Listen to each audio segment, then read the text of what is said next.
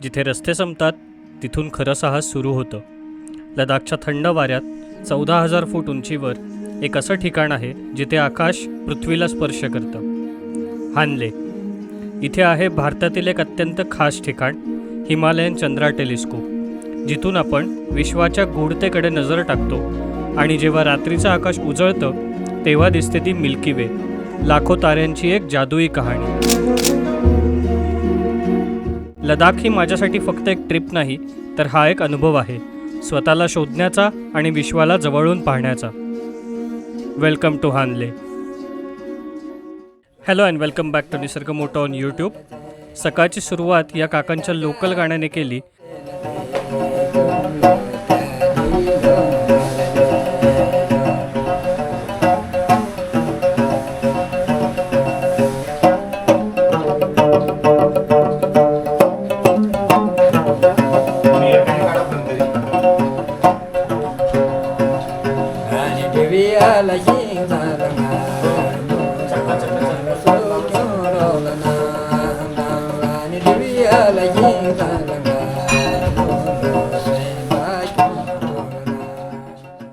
आणि सरळ निघालो हानलेच्या मुख्य ठिकाणावर, म्हणजेच इथे असलेल्या टेलिस्कोप बघायला.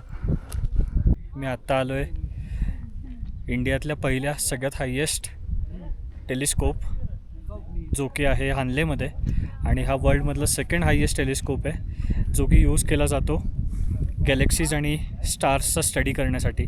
त्याचबरोबर या टेलिस्कोपच्या आतमध्ये जेव्हा तुम्ही जाता तेव्हा आतमध्ये तुम्हाला एक सगळ्यात पहिला फ्लोअर जो बघायला मिळतो तो आहे प्रेझेंटेशन फ्लोअर, जिथे तुम्हाला सगळी टेलिस्कोपबद्दलची माहिती दिली जाते.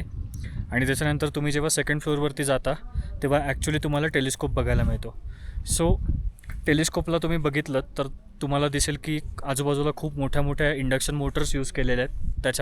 त्याच्यामधून तो टेलिस्कोप रोटेट होतो. त्याच्यानंतर त्याचे जे डोअर्स असतात ते ओपन होतात आणि तो यूज केला जातो.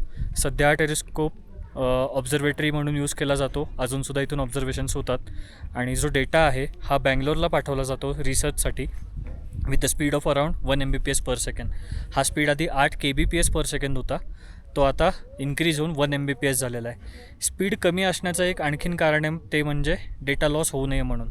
जर का जेवढा स्पीड कमी असेल तेवढा डेटा ॲक्युरेटली जाणार, पॅकेट लॉस होणार नाही, त्याच्यामुळे डेटा व्यवस्थित जाईल आणि रिसर्चमध्ये कुठल्याही प्रकारचे अडथळे येणार नाहीत. म्हणून डेटा खूप स्लो आहे. आता तुम्ही याला कम्पेअर करू शकता तुमच्या रेग्युलर इंटरनेटचा स्पीड आणि 1 Mbps स्पीडशी, की डेटा किती स्लो ट्रान्समिट होतो. त्याचबरोबर हा जो टेलिस्कोप आहे हा ऑपरेट केला जातो बँगलोरमधून. त्याचबरोबर अनेक ठिकाणी जगातले अनेक रिसर्च सेंटर्स आहेत, ते सुद्धा हा टेलिस्कोप ऑपरेट करू शकतात. प्रत्येकाची सायकल डिसाइडेड आहे की कुठल्या टाईम झोनमध्ये किंवा कुठल्या टाईम स्पेसमध्ये कुठला देश ऑपरेट करेल किंवा कुठला सेंटर ऑपरेट करेल. अशा या पद्धतीने या टेलिस्कोपचं काम चालतं. हानले हा भारतातला नंबर 1चा इन्फ्रारेड टेलिस्कोप आहे आणि हा जगातलासुद्धा नंबर 1चा इन्फ्रारेड टेलिस्कोप आहे. तर या टेलिस्कोपमधून बेसिकली गॅमा रेज आणि गॅलेक्सी स्टार्स, त्याच्यानंतर मिल्की वेज, नेब्युलाज यांचा स्टडी केला जातो. खूप छान आहे हा टेलिस्कोप. आणि ज्यावेळेला तुम्ही हानलेला येता ना ॲक्च्युली, तेव्हा हानलेला आल्यानंतर तुम्हाला मिल्की वेचा कोअर बघायला मिळतो. सो बेसिकली जो मिल्की वेचा मधून एक सेंटरला क्लाउड चालला आहे, तो क्लाउड तुम्ही बघता. So that is called milky way core. So असा सगळा एक्सपिरियन्स आहे हानलेमध्ये. तुम्ही नक्की या एकदा हानलेला आणि हानले नक्की व्हिजिट करा.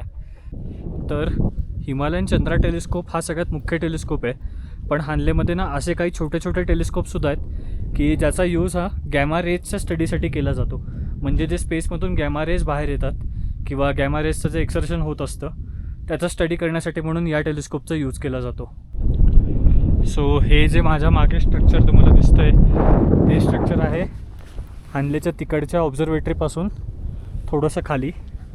आणि या स्ट्रक्चरचा मेन यूज असा होतो की जे गॅमा रेज असतात ते कॅप्चर करून त्याचा स्टडी करण्यासाठी इथे यूज केलेला, ते गॅमा रेज कॅप्चर करण्यासाठी याचा यूज केला जातो.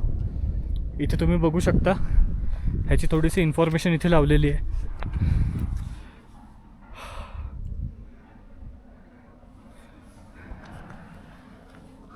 And this is the cosmic ray research centre. So you can see here किती मोठं आहे. आणि हे जे सगळे छोटे छोटे जे लेन्सेस दिसत आहेत तुम्हाला, these are all the gamma ray detectors. So ह्याच्या थ्रू गॅमा रेज इकडे पॉईंट केले जातात आणि मग त्याचा स्टडी केला जातो.